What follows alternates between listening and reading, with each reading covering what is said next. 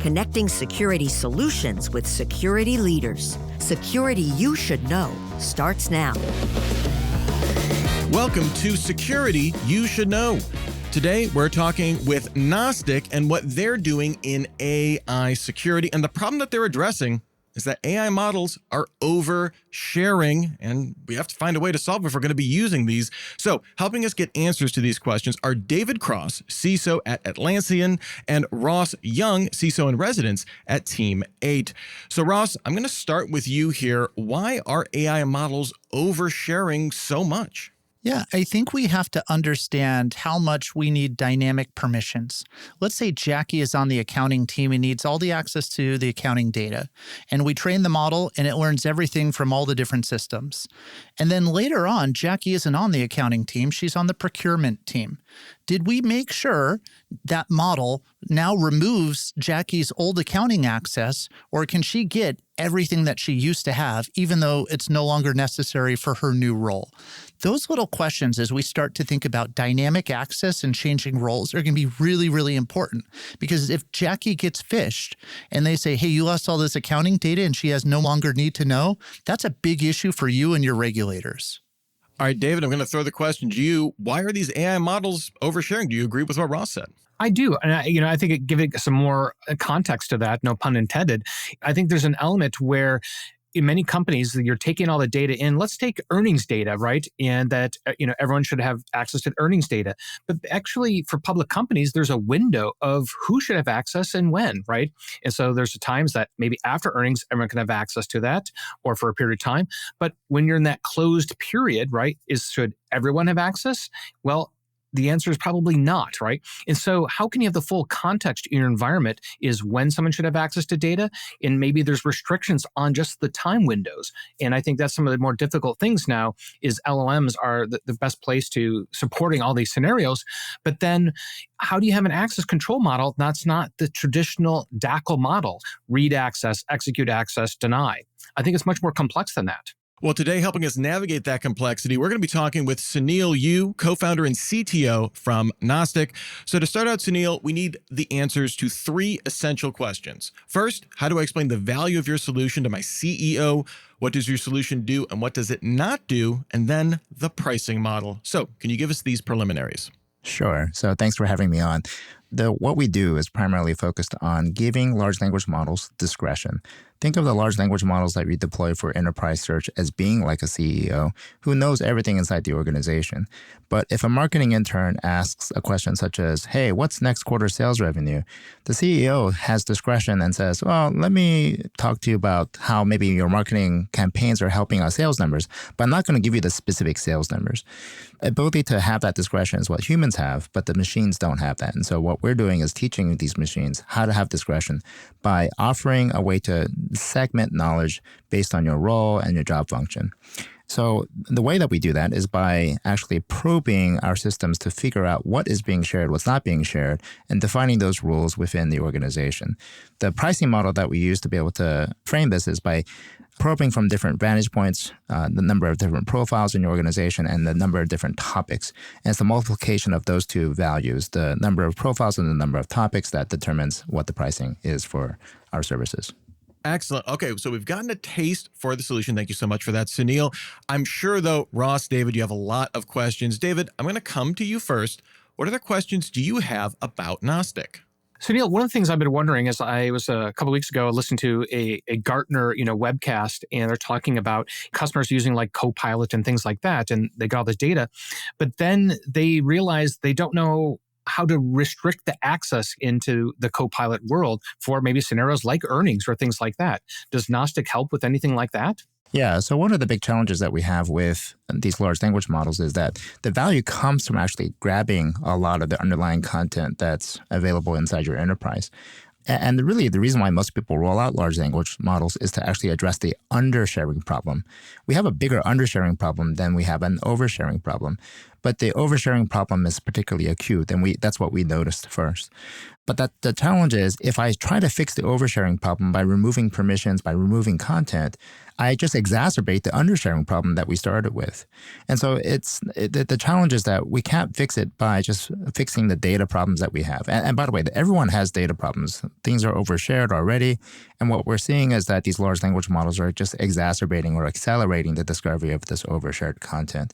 So our view is we got to fix a knowledge problem with a knowledge level approach, which is how do you actually define need to know inside the organization so that you can then instruct and provide proper guardrails for each individual, each role within the organization.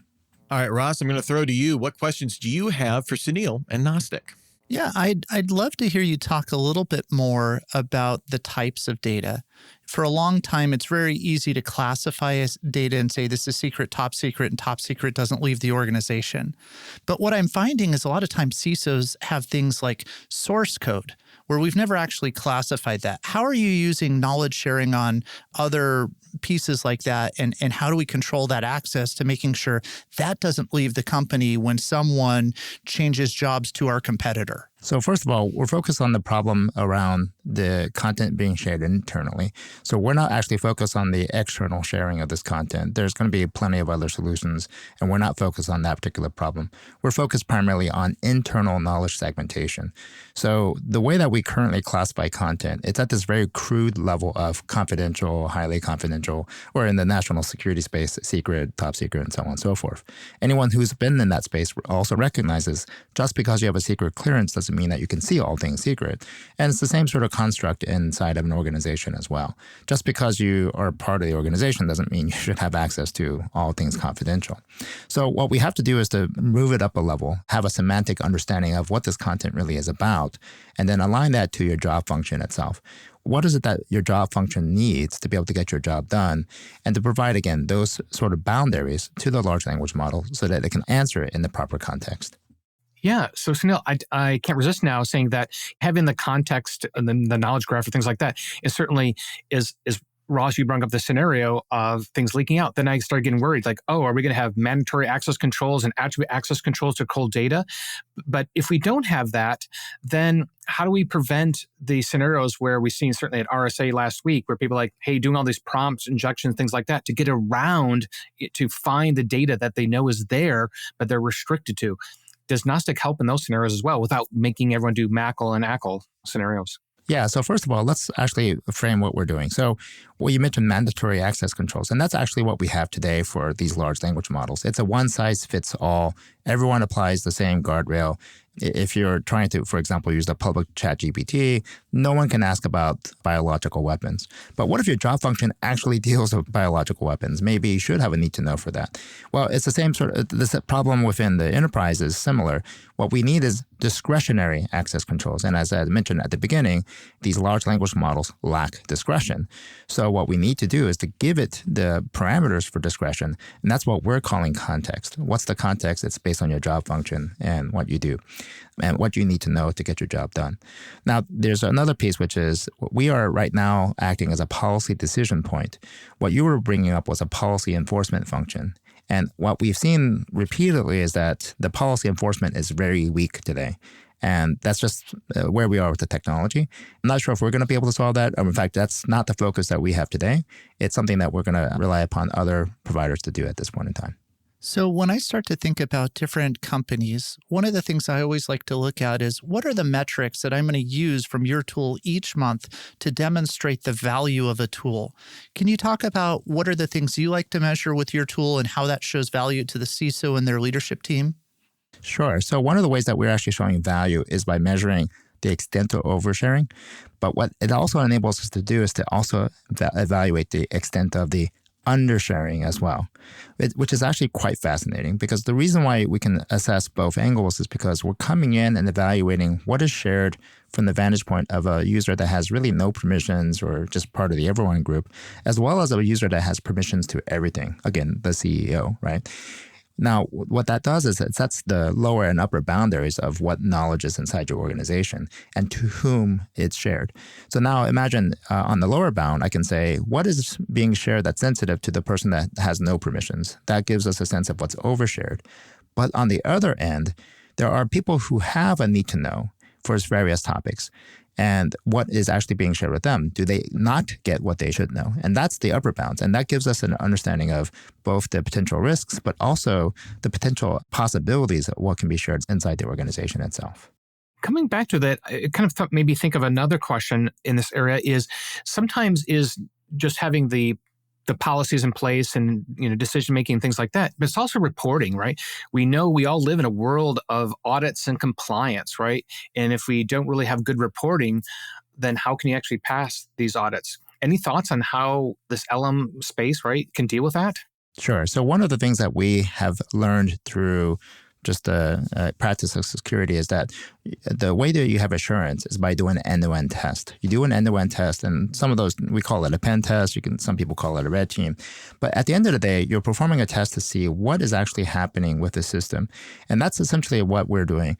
We're basically performing end-to-end tests to determine what is actually being shared or undershared with respect to these different topics and to whom. When it comes to audits or auditing, that's essentially what they're doing too. They're saying, hey, let me go in and actually try it and see what happens. And we see our tool as being potentially one that auditors would use, but we certainly would want to see practitioners using it as well to be proactive before the auditor comes. But we are talking to audit firms and working through some arrangements to see if we can equip them with these tools, which will ultimately provide that end-to-end view to see whether or not the oversharing is happening within someone's organization. Yeah, I can't resist following up on one element of that. That sounds fantastic. I think so. Those of us that have our Dart and SOC and things like that, we want to have all these synthetic tests. Like, is my alerts actually capturing these things? So it kind of sounds like you've been thinking the same way, with LLMs. It's like, yes, is the right person giving the right access or not, right? And having the same kind of philosophy. That's right. And AI is a really big black box to a lot of folks. And because of that, what we can really effectively evaluate the output, whereas we can't really effectively evaluate what happens in between the input and the output. It's sort of like pollution. If you're trying to regulate pollution, a lot of times we don't really know how the pollution gets created. At the end of the day, we would just basically regulate the output and say, look, you need to stay within certain boundaries. And so that's essentially how we're looking at it today. These AI systems, big black box, at the end of the day, does it overshare or not? And if it does, we got a problem. Let's go fix it. If it doesn't, hey, you're good. I really like the concept that you mentioned before of the undersharing opportunity. Can you maybe just tell a simple success story of a customer or someone else who found that, hey, if we had just granted this access, it would have really helped the mission? Sure. So one of the things that many organizations do, especially with Microsoft 365, a lot of people have that turned on and they're using Copilot for M365 as well. Many folks have turned on what's called restricted SharePoint search. And what it does is it essentially turns SharePoint from a default share and deny by exception to a default deny and share by exception. Essentially, it turns SharePoint into unsharePoint. And when you turn it into unsharePoint, it kind of ruins the value of Copilot itself. And so we've actually done that test to say, what do you lose? What value do you lose when you turn on restricted SharePoint search? And it's pretty substantial. It kind of, again, you're paying $30 a head for this resource. But if you turn on something like SharePoint restricted search, you end up with a dumb Copilot, a dumb LLM. And what's the value in that? And so the ability to measure the lower bound and the upper bound I mentioned earlier is actually pretty beneficial, because the number one reason why we roll these out is because we're trying to solve the undersharing problem. But the number two reason why we don't roll them out is because of the oversharing problem. They're two sides of the same coin. So Sunil, kind of coming back to element about the end-to-end perspective. So then it sounds like then you can actually help companies in actually having the continuous pen testing itself to making sure like what's being shared, the person have the need to know or not, and not having to constantly do one-off kind of tests of that functionality. Is that correct? That's correct. So what we're doing is essentially providing that continuous assessment to see what's overshared or undershared. But beyond that, actually, what we're really trying to do is to define those discretionary need-to-know boundaries. That is actually the core of what we're really doing, capturing those boundaries, because those boundaries are not just for Copilot or your internal LLM. They are also for Salesforce. They're also for Slack. They're also for Notion. They're also for Atlassian. They're also for all these different products that we're using that have LLMs in there as well. Each of those need to follow the same rules of discretion as. And what we're looking at is how do we provide those rules in a consistent way across all these different applications that we have. And I love what you said there because I hate going to the managers to say, hey, do a quarterly review of all your employees and remove all the access. It's a lot of time from a lot of people. And if there's a tool that does that, that's a lot of time savings for managers across a large company. Yeah, and if you think about it, all our access is predicated on a starting point, which is what is your need to know? We're using that as a first-class citizen. We're treating that with a first principles approach to say, let's define need to know first, and everything trickles down from there. All right, Sunil, what's one thing we didn't ask about that we need to know about Gnostic? Well, I use the word need to know, and a lot of us see it as a restrictive thing. Sorry, I can't tell you because you don't have a need to know. But as I suggested earlier, need to know is also a permissive thing. And when we consider that sort of approach, it's revolutionary. It really changes the nature of who we are in the security function because typically we're the department of know, N-O. But if we look at it as a permissive thing, we can become the department of K-N-O-W. How do I deliver content that is within your need to know boundary, but doesn't include things that are not in your need to know boundary? That is, I think, transformative within how we look at ourselves in security, but also how it can help enable the business and accelerate the business through tools like Copilot and LLMs inside the enterprise. Well, that's just about it for this episode of Security You Should Know. To learn more, head on over to Gnostic.ai. A big thank you to Ross Young and David Cross for helping us learn more about Gnostic, and thank you to you, Sunil Yu, from Gnostic, for your time and being game to answer all of these questions. And thank you for listening to Security You Should Know. That wraps up another episode of Security You Should Know. If you like this program, please subscribe, tell your friends, and leave us a review. All companies showcased on this program are sponsors of CISO Series. If your company would like to be spotlighted and interviewed by our security leaders, go to our contact page on CISOseries.com or just email us at info@CISOseries.com. Thank you for listening to Security You Should Know, connecting security solutions with security leaders.